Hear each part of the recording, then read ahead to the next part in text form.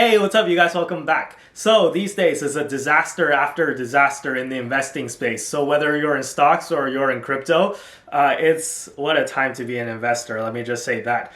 So in case you're not caught up on what's been happening in the cryptoverse in the past week or so, I am indeed talking about the Terra Luna disaster. And in this video, I'll be explaining what exactly happened and what it means for us as investors, as people in the crypto space going forward. Yeah, maybe this part is the part where you guys will be the most interested in, which is I'm going to also reveal how much money I personally lost in this whole ordeal. So yeah, I'm going to explain all of that. So without further ado, let's jump in.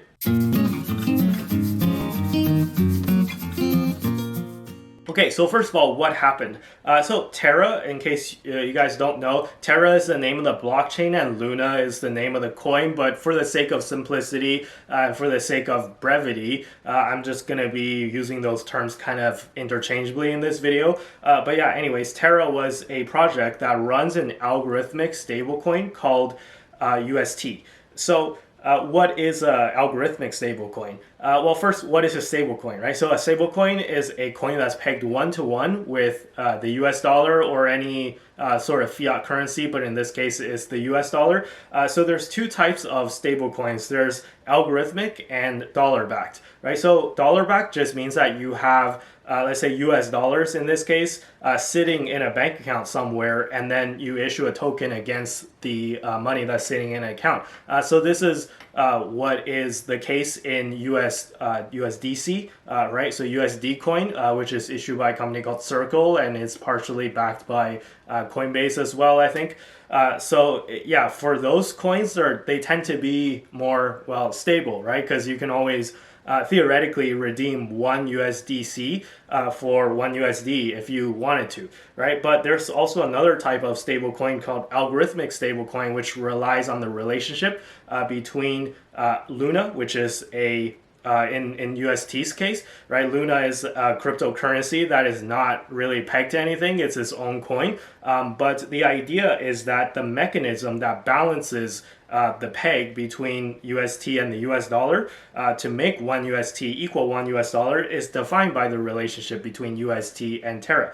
So just in brief, how it works is that if UST got too expensive, meaning that it went above $1, then you can mint one UST by burning $1's worth of Luna. So this makes it not make sense for it to be worth more than $1, right? Because you can just create $1 by burning Luna, by burning $1's worth of Luna if it got too expensive. But if UST got to less than $1, then theoretically you can mint $1's worth of Luna by burning one UST. So it kind of works like an arbitrage where there's an arbitrage opportunity. Arbitrage just means reward without risk, right? So there's an arbitrage opportunity, theoretically, at least that's how the system was designed, right? That will allow you to extract value from the system if UST ever became unpegged to the US dollar. However, on paper this works, but the problem is that it could trigger what's called a death spiral. So this is exactly what happened to UST and Luna. All right, so this happens when the price of Luna falls too fast. Because remember, if UST got too low, you can create $1's worth of Luna out of thin air by burning UST. However, to actually get the dollar back, you'd have to necessarily sell the Luna.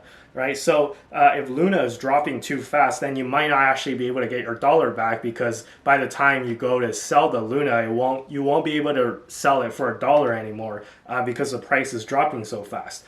So that's essentially what happened on May 9th when UST became depegged from the US dollar, and everyone kind of rushed to sell Luna, and then it caused Luna to crash, and then it caused UST to depeg even more. So at the time of this video, UST is trading for less than 10 cents per coin.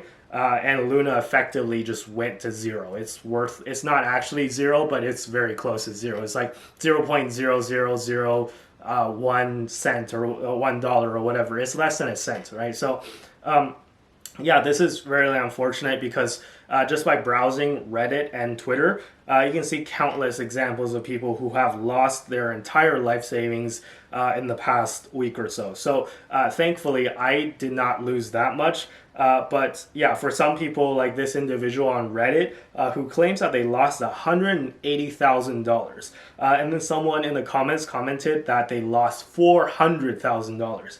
And I bet it's not even hard to find people who have lost even more. So there's like multiple reports of people who have lost millions and millions. But yeah, as to how much I lost in this whole ordeal, well, I had about $100 or just over $100 or so worth of UST staked on Anchor. And I had more than double that worth of Luna, which has now gone to zero. So I estimate all in all, I lost about $300 to $400 in total in this whole fiasco, which isn't insignificant, but it is a smaller amount at the end of the day. So I'm not too beat up about it, at least for me, right? So I'm not too beat up about it. But yeah, anyways, let's now talk about the main takeaways and what we can learn about this whole ordeal, right? So first of all, it's easy to make fun of me or anyone else who invested into Luna because, you know, hindsight is 2020, right? I bet I will get a few comments on this video of people being like, ha,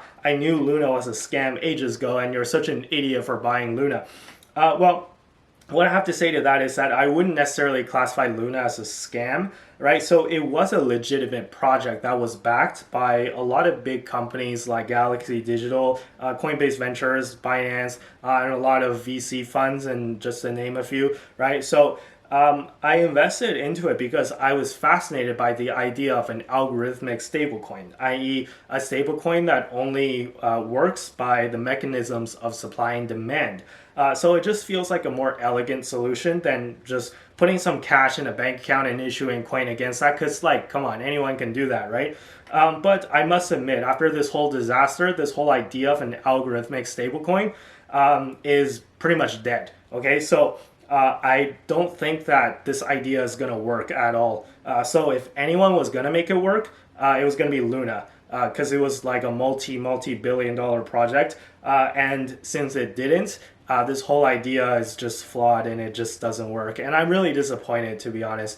But it is what it is, right? Algorithmic stablecoins, it was a cool idea, but rest in peace. So that's one thing that I'm more sad about than actually losing the money that I invested into it. And the second takeaway is, yes, in retrospect, hindsight is 2020. Everyone is a genius. So the founder of Luna, his name is Do Kwon. He was frequently trolling people on Twitter and acting in just generally a very arrogant way prior to this disaster. And in retrospect, this was somewhat of a red flag. When you have like a founder that's just making fun of people instead of actually engaging in logical arguments. And you could argue that myself and other people in the community just kind of failed to see that and ignore that. But then again, hindsight, right? Actually, this is one of the reasons why I like Ethereum a lot, because the founder, Vitalik Buterin, he seems like a more like logical guy, and he doesn't degrade to like personal attacks and stuff like that on with people that he doesn't agree with, right? So I think, yeah, this is why I also like Bitcoin. Because the founder is anonymous, right? So there's no like founder risk. So it's not like the success of Bitcoin isn't tied to the founder because we don't know who Satoshi Nakamoto is, right? So anyways, yeah, talk about Bitcoin. Now you know why I have the majority of my crypto portfolio allocated to Bitcoin. And people say that Bitcoin is boring, which I disagree with, by the way. But even if it is, Bitcoin will not go to zero overnight the same way that Luna did, right? So I had a lot of people ask me if I'm worried about Bitcoin because of this whole Luna fiasco. But clearly, if you're asking that question, I think you don't actually understand Bitcoin because that's like asking if Lehman Brothers goes bankrupt, like what about my Apple stock, right? Sure, it's kind of interrelated in the sense that they're like both stocks, right? In the same sense that Luna and Bitcoin are both crypto in the crypto space, right? But yeah, that's where the similarities end, really. So you don't really have to worry about Bitcoin because Bitcoin doesn't have, like, it's not an algorithmic stablecoin project, first of all, right? It doesn't have NFTs. It's good old money, and it's a store of value, right? So The security model, by the way, of Bitcoin is also completely different than Luna, right? So again, Bitcoin relies on proof of work, which is a lot more reliable and secure than a lot of these like new proof of stake coins, right? So again, I don't want to spend too much time on this. I'll probably make a separate video if you guys want me to talk about more like differences between proof of work and proof of stake, but I don't want to get too much into it today. But yeah, essentially, I just want to assure you guys that you don't have to worry if you're just holding Bitcoin, right? Because that's something completely different. And just because a penny stock went to zero doesn't mean you have to all of a sudden start worrying about your Google stock or your Apple stock. They're completely different, right? So what I will say, however, is that the Luna disaster is definitely not a good look for the crypto industry as a whole. It's going to give more ammunition to regulators and critics of crypto. And you can bet somebody like Elizabeth Warren, for example, who, by the way, is a U.S. senator, in case you don't know who she is. She's a U.S. senator that's super against crypto. So people like Elizabeth Warren are probably really excited right now to have a brand new talking point about how dangerous crypto is. But you know what? It is what it is. As long as my main two holdings, which are Bitcoin and Ethereum, as long as those two do well, and I believe that they will, I think long term I'll be fine personally, right? And again, like I think I showed my crypto allocation in terms of percentage of my portfolio last time in the last video, but here it is again in case you missed it. And as you can see, like Luna is now gone, but it was like a very small part of the portfolio anyways. But yeah, the vast majority of my crypto holdings are in Bitcoin and Ethereum, and I think those two combined make up more than 90% of my portfolio. So yeah, this is why you really want to go heavy into blue chips and not go heavy into altcoins, especially during these times of like market volatility or during these bear market times in the crypto space. So yeah, don't go heavy into altcoins right now just because it's risky. But again, not financial advice. You can do whatever you want. I'll leave the video here. Be sure to give the video a like if you haven't already, and consider subscribing if you haven't already. Be sure to follow me on Twitter and Instagram. Links down below in the description as always. And with that being said, I'll see you guys in the next video. Bye-bye.